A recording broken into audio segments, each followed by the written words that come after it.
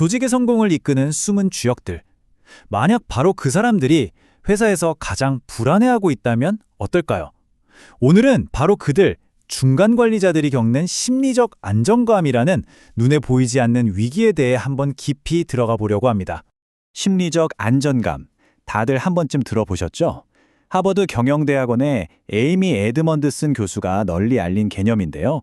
아주 간단히 말해서 이런 말 해도 괜찮을까? 하고 자기 검열을 하지 않는 상태를 말해요. 내가 어떤 아이디어를 내거나 질문을 하거나 혹은 실수를 인정해도 그것 때문에 불이익을 받지 않을 거라는 강한 믿음이죠. 이게 바로 건강한 조직을 보여주는 핵심 지표가 됩니다. 자, 그런데 말이죠. 직장에서 안전하다고 느끼는 문제에 있어서 우리가 가장 놓치고 있는 그룹은 과연 누구일까요? 아마 많은 분들이 신입사원이나 현장 직원들을 떠올리실 텐데요.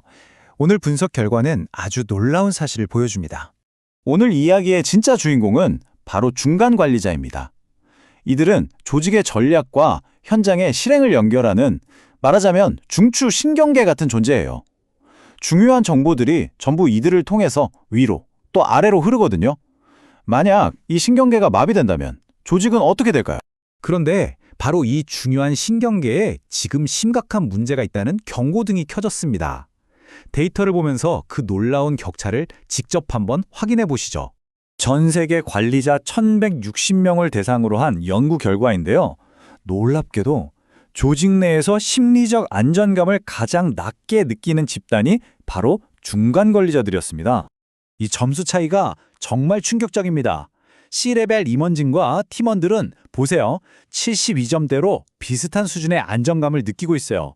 그런데 그 사이에 낀 중간 관리자들의 점수는 68점으로 뚝 떨어집니다.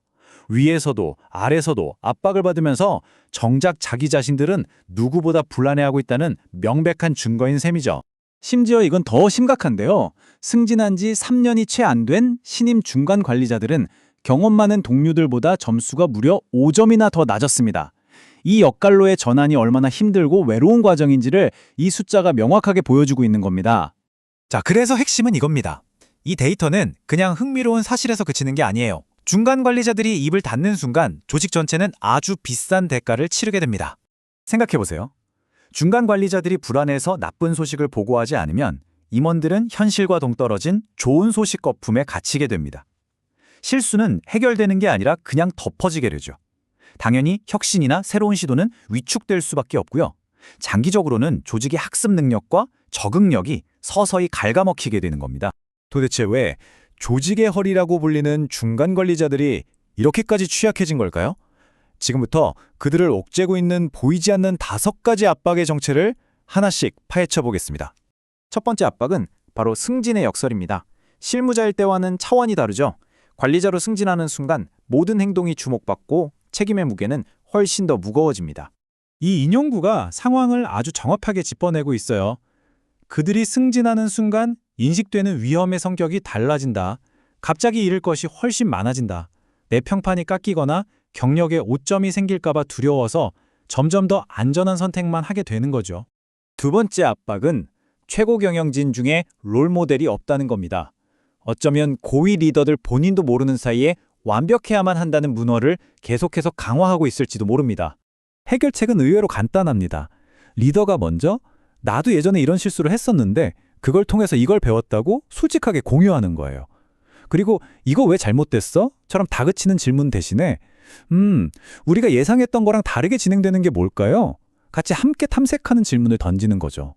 이 작은 변화가 정말 큰 차이를 만듭니다. 세 번째 압박은 완벽함에 대한 환상입니다. 실패 없는 성공만을 칭찬하고 보상하는 문화 속에서 사실 제가 실수했습니다 라고 누가 선뜻 손을 들 수 있겠어요? 여기에 정말 강력한 해답이 있습니다.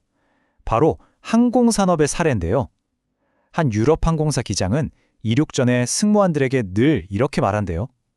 여러분, 저는 오늘 분명히 실수를 할 겁니다. 그 실수를 발견하고 제게 바로 알려주는 것이 여러분의 임무입니다. 실수를 인간의 당연한 일부로 인정하고 그걸 시스템적으로 찾아내도록 만든 거죠. 정말 대단하지 않나요? 네 번째 압박은 구조적인 고립입니다.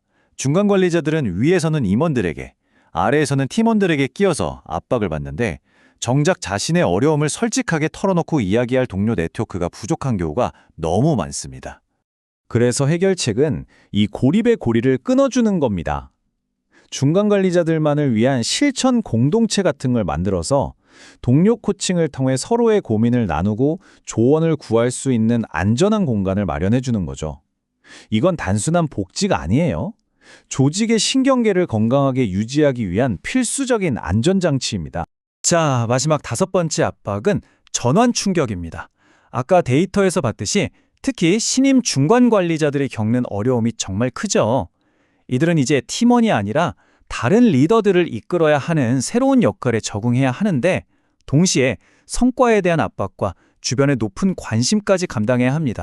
따라서 이 전환 과정을 아주 세심하게 지원해야 합니다.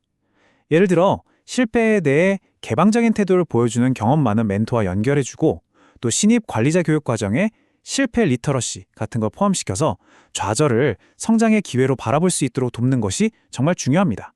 결국 조직은 중간 관리자들이 안심하고 걸을 수 있는 길을 만들어줘야 합니다. 이건 단순히 더 뛰어난 사람을 뽑는 문제가 아니라 우리 조직의 환경 자체를 바꾸는 문제로 관점을 전환해야 한다는 뜻입니다.